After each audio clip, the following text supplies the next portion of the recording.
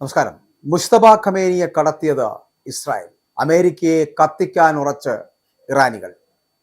Mustafa Khamenei എവിടെയാണ് എന്ന് ചോദിച്ചാൽ അറിയാമെന്ന് ട്രംപ് പറയും, പക്ഷേ പറയുന്നില്ല, വെളിപ്പെടുത്തുന്നില്ല. ആ വെളിപ്പെടുത്താത്തത് കൊണ്ട് തന്നെ ദുരൂഹത നീക്കം ചെയ്യാനും കഴിയുന്നില്ല.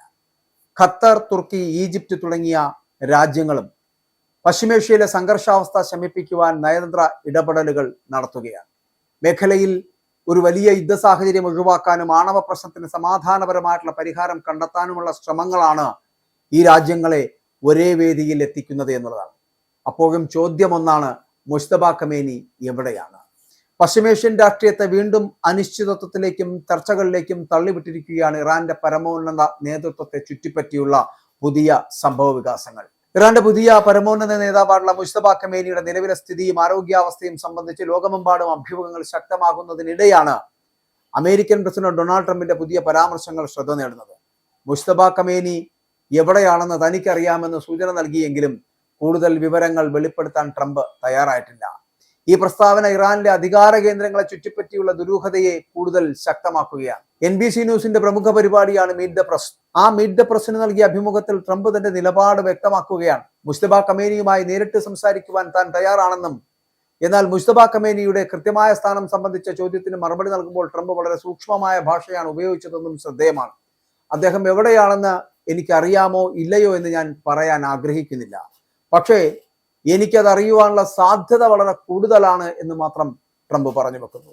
ഇതായിരുന്നു ട്രംപിന്റെ പ്രതികരണം എന്ന് പറഞ്ഞു. ഈ വാക്കുകൾ അമേരിക്കൻ ഇന്റലിജൻസ് ഏജൻസികൾ ഇറാന്റെ പരമോന്നത നേതൃത്വത്തിന്റെ നീക്കങ്ങൾ അടുത്തുനിന്ന് നിരീക്ഷിക്കുന്നുണ്ട് എന്ന സൂചനയാണ് അന്താരാഷ്ട്ര നിരീക്ഷകരടക്കം വിലയിരുത്തുന്നത്. ഇറാന്റെ രാഷ്ട്രീയ രംഗത്ത് മുസ്തഫ ഖമേനിയുടെ ഉയർച്ച ഇതിനോടകം തന്നെ വലിയ ചർച്ചകൾക്ക് വഴിവെച്ചിരുന്നു. വർഷങ്ങളോളം രാജ്യത്തിന്റെ പരമോന്നത നേതാവായിരുന്ന ആയത്തുള്ള അലി ഖമേനിയുടെ മകനെന്ന നിലയിൽ മാത്രമല്ല, ഇറാന്റെ അധികാര ഘടനയിൽ ഏറെ സ്വാധീനമുള്ള വ്യക്തിയുമായ മുസ്തഫയെ കണക്കാക്കപ്പെടുകയാണ്.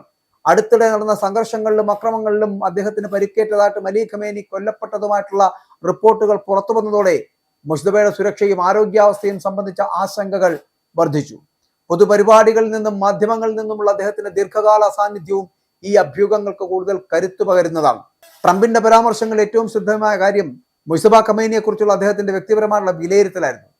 പിതാവായിട്ടുള്ള അലി ഖമേനിയുമായി താരതമ്യം ചെയ്തുകൊണ്ട് മുസ്തഫയെ കൂടുതൽ യുക്തിസഹനായ നേതാവെന്നാണ് ട്രംപ് വിശേഷിപ്പിച്ചത് പോലും. ഇറാന്റെ പുതിയ നേതൃത്വം മുൻകാലത്തെക്കാൾ കൂടുതൽ പ്രായോഗിക സമീപനമാണ് സ്വീകരിക്കുന്നത് എന്നും അമേരിക്കയുമായി ഒരു ധാരണയിലെത്തുവാൻ താല്പര്യം പ്രകടിപ്പിക്കുന്നുണ്ടെന്നും ട്രംപ് അന്ന് സൂചിപ്പിച്ചു. ഇത്തരമൊരു വിലയിരുത്തൽ സാധാരണ രാഷ്ട്രീയ പ്രസ്താവനകളിൽ നിന്ന് വ്യത്യസ്തമാണ്. കാരണം പതിറ്റാണ്ടുകളായി പരസ്പര അവിശ്വാസവും സംഘർഷവുമാണ് അമേരിക്ക ഇറാൻ ബന്ധത്തെ നിർവചിച്ചിരിക്കുന്നത്. ഇതിനിടെ അമേരിക്കയും ഇറാനും തമ്മിലുള്ള ആണവ ചർച്ചകൾ വീണ്ടും സജീവമായിരിക്കുന്നതും ശ്രദ്ധേയമാണ്. വർഷങ്ങളായി തർക്ക വിഷയമായി തുടരുന്ന ഇറാന്റെ ആണവ പദ്ധതിയെക്കുറിച്ച് പുതിയൊരു ധാരണയിലെത്തുവാൻ ഇരു രാജ്യങ്ങളും ശ്രമിക്കുന്നതായിട്ടുള്ള റിപ്പോർട്ടുകളുണ്ട്. ചർച്ചകൾ വളരെ അടുത്ത ഘട്ടത്തിൽ എത്തിയിട്ടുണ്ട് എന്നും നിരവധി സാങ്കേതികവും രാഷ്ട്രീയവുമായിട്ടുള്ള വിഷയങ്ങൾ ഇനിയും ധാരണ ആവശ്യമാണ് എന്നും ട്രംപ് വ്യക്തമാക്കുന്നുണ്ട്. ഒരു കരാറിലെത്തുകയാണെങ്കിൽ ഇറാന്റെ ഉയർന്ന തോതിൽ സമ്പുഷ്ടമാക്കിയ യുറേനിയം ശേഖരങ്ങൾ ഇല്ലാതാക്കുന്നതിനോ നിയന്ത്രിക്കുന്നതിനോ അമേരിക്ക നേരിട്ട് സഹകരിക്കുമെന്ന് കൂടി ട്രംപ് പറഞ്ഞു വെക്കുന്നു. ഇറാന്റെ ആണവ പദ്ധതിയെക്കുറിച്ചുള്ള ആശങ്കകൾ വർഷങ്ങളായി പശ്ചിമേഷ്യയിലെ സുരക്ഷാ സമവാക്യങ്ങളെ സ്വാധീനിക്കുന്ന പ്രധാന ഘടകമാണ്. ആണവായുധ നിർമ്മാണത്തിലേക്ക് നയിക്കാവുന്ന സാങ്കേതിക ശേഷി ഇറാൻ വികസിപ്പിക്കുന്നുവെന്നതാണ് അമേരിക്കയും ഇസ്രായേലും ഉൾപ്പെടെയുള്ള രാജ്യങ്ങളുടെ ആരോപണമെന്ന് പറയപ്പെടുന്നത്. അതേസമയം തങ്ങളുടെ ആണവ പദ്ധതി സമാധാനപരമായ ആവശ്യങ്ങൾക്ക് വേണ്ടിയാണ് എന്നാണ് ഇറാന്റെ നിലപാട്. അപ്പോൾ ഈ പശ്ചാത്തലത്തിൽ പുതിയ കരാറിനുള്ള സാധ്യത ഉയരുന്നത് മേഖലയിലെ രാഷ്ട്രീയ സുസ്ഥിരതയ്ക്ക് നിർണായകമായിട്ട് മാറിയേക്കുമെന്നുള്ള കാര്യത്തിൽ തർക്കമില്ല. എന്നാൽ ട്രംപിന്റെ സംഭാഷണ നിർദ്ദേശത്തെ ഇറാൻ അത്ര അനുകൂലമായി കാണുന്നില്ല എന്നുള്ള സൂചനകളും പുറത്തു വരുന്നുണ്ട്. മുസ്തഫ ഖമേനിയുടെ മുതിർന്ന ഉപദേഷ്ടാവും സ്വാധീനമുള്ള സൈനിക നേതാവുമായിട്ടുള്ള മൊഹ്സൻ റസായി ട്രംപും ഖമേനിയും തമ്മിലുള്ള കൂടിക്കാഴ്ചയുടെ സാധ്യത തള്ളിക്കളഞ്ഞിരിക്കുകയാണ്. ഇപ്പോൾ ചർച്ചകൾ പ്രാരംഭഘട്ടത്തിലാണ് എന്നും അമേരിക്കൻ നിലപാടുകൾ തന്നെ പലപ്പോഴും പുരോഗതിക്ക് തടസ്സമാകുന്നുണ്ട് എന്ന് അദ്ദേഹം ആരോപിക്കുന്നുണ്ട്. അതിനാൽ സമീപ ഭാവിയിൽ ഇരു നേതാക്കളും നേരിട്ട് കൂടിക്കാഴ്ച നടത്തുവാനുള്ള സാധ്യത വളരെ കുറവാണെന്നാണ് ഇറാനിയൻ നേതൃത്വത്തിന്റെ നിലപാട്. ഇതിനിടയിൽ അമേരിക്കയും ഇറാനും തമ്മിലുള്ള സംഘർഷം കുറയ്ക്കാൻ പ്രാദേശിക ശക്തികളും നയതന്ത്ര ശ്രമങ്ങൾ സജീവമാക്കിയിട്ടുണ്ട്. പ്രത്യേകിച്ച് പാകിസ്ഥാൻ ഈ പ്രക്രിയയിൽ സജീവ പങ്കാളിത്തമാണ് വഹിക്കുന്നത് എന്നുള്ളതാണ്. പാകിസ്ഥാൻ ആഭ്യന്തരമന്ത്രിയായിട്ടുള്ള മുഹ്സിൻ നഖ്വി അടുത്തിടെ ഇറാൻ വിദേശകാര്യമന്ത്രിയായിട്ടുള്ള അബ്ബാസ് അരഗാച്ചിയുമായി കൂടിക്കാഴ്ച നടത്തുകയും പ്രധാനമന്ത്രി ഷഹബാസ് ഷെരീഫിന്റെ പ്രത്യേക സന്ദേശം ഇറാൻ നേതൃത്വത്തിന് കൈമാറുകയും ചെയ്തതായിട്ട് റിപ്പോർട്ടുകളുണ്ട്. സന്ദേശത്തിന്റെ ഉള്ളടക്കം പുറത്തുവിട്ടിട്ടില്ല എങ്കിലും അമേരിക്കയും ഇറാനും തമ്മിലുള്ള വ്യത്യാസങ്ങൾ കുറയ്ക്കുവാനും സംഭാഷണത്തിന് അനുകൂലമായിട്ടുള്ള അന്തരീക്ഷം സൃഷ്ടിക്കാനുമുള്ള ശ്രമങ്ങളുടെ ഭാഗമായിട്ടാണ് ഈ നീക്കം വിലയിരുത്തപ്പെടുന്നത്. ഖത്തർ, തുർക്കി, ഈജിപ്റ്റ് തുടങ്ങിയ രാജ്യങ്ങളും പശ്ചിമേഷ്യയിലെ സംഘർഷാവസ്ഥ ശമിപ്പിക്കുവാൻ നയതന്ത്ര ഇടപെടലുകൾ നടത്തുകയാണ്. മേഖലയിലെ ഒരു വലിയ യുദ്ധ സാഹചര്യം ഒഴിവാക്കുവാനും ആണവ പ്രശ്നത്തിന് സമാധാനപരമായിട്ടുള്ള പരിഹാരം കണ്ടെത്താനുമുള്ള ശ്രമങ്ങളാണ് ഈ രാജ്യങ്ങളെ ഒരേ വേദിയിൽ എത്തിക്കുന്നത് എന്നുള്ളതാണ്. മുസ്തഫ ഖമേനിയുടെ സ്ഥാനം, ആരോഗ്യാവസ്ഥ, രാഷ്ട്രീയ സ്വാധീനം എന്നിവയെ ചുറ്റിപ്പറ്റിയുള്ള ചോദ്യങ്ങൾക്ക് ഇപ്പോഴും വ്യക്തമായ ഉത്തരങ്ങളില്ല എന്നുള്ളതാണ്. എന്നാൽ ട്രംപിന്റെ പ്രസ്താവനകൾ, അമേരിക്ക ഇറാൻ ആണവ ചർച്ചകളിലെ പുരോഗതി, പ്രാദേശിക നയതന്ത്ര ഇടപെടലുകൾ എന്നിവയൊക്കെ ചേർന്ന് നോക്കുമ്പോൾ പശ്ചിമേഷ്യൻ രാഷ്ട്രീയം നിർണായകമായ ഒരു വഴിത്തിരിവിലേക്കാണ് നീങ്ങുന്നത് എന്ന് വ്യക്തമാണ്.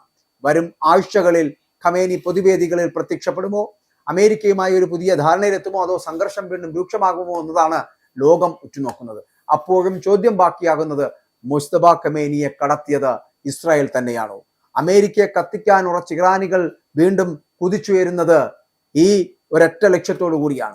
മുസ്തഫ ഖമേനിയെ ഇസ്രായേൽ കടത്തിയിട്ടുണ്ടെങ്കിൽ അമേരിക്കയും ഇസ്രായേലിനെയും അവർ കത്തിച്ചിരിക്കും എന്നുള്ള കാര്യത്തിൽ തർക്കമില്ല. കാരണം ആയത്തുള്ള അലി ഖമേനിയെ ഇസ്രായേൽ വധിച്ചതുകൊണ്ട് ഒരിക്കലും മാപ്പ് കൊടുക്കില്ല ഇസ്രായേലിന് എന്ന് പറഞ്ഞിരിക്കുകയാണ് ഇറാനികൾ. അതുകൊണ്ട് തന്നെ ഇസ്രായേലിലേക്ക് കുതിച്ചു വരികയും മിസൈലുകൾ വർഷിക്കുകയും ചെയ്യുന്നതിനോടൊപ്പം അവിടുത്തെ ബെഞ്ചമിൻ നെതന്യാഹു എന്ന പ്രധാനമന്ത്രിയെ വധിക്കുക എന്നൊരു ലക്ഷ്യം കൂടി ഇറാനികൾക്കുണ്ട്. അതുകൊണ്ട് തന്നെ അമേരിക്കയും ഇസ്രായേലിനെയും കത്തിക്കാൻ ഉറച്ചു തന്നെയാണ് ഇറാനികൾ രണ്ടും കൽപ്പിച്ച് മുന്നോട്ട് പോകുന്നത്. Fifth Anand TV film awards June 13 Apollo മാഞ്ചസ്റ്ററിൽ. For more details and tickets call 020-8548-4897.